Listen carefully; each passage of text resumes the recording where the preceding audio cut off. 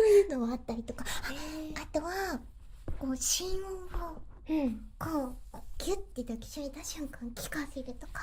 パトラ先生の心音、私今日ね心臓なんか鳴らないんですね。さっき試そうとした時に先生心音ない。あったんパトラの心音聞こえる？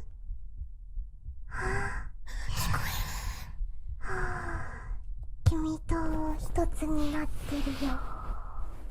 そうはならんやろっ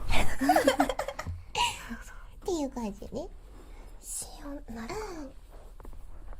ちょっと静かにしてたら聞こえる。ちょっと待っててね。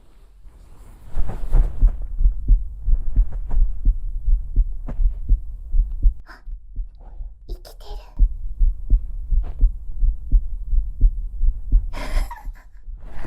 すごい。私の栄養聞こえたよね。聞こえた。つっとつっとつっとすごい。いいですね。これは今の私の心音、すごい。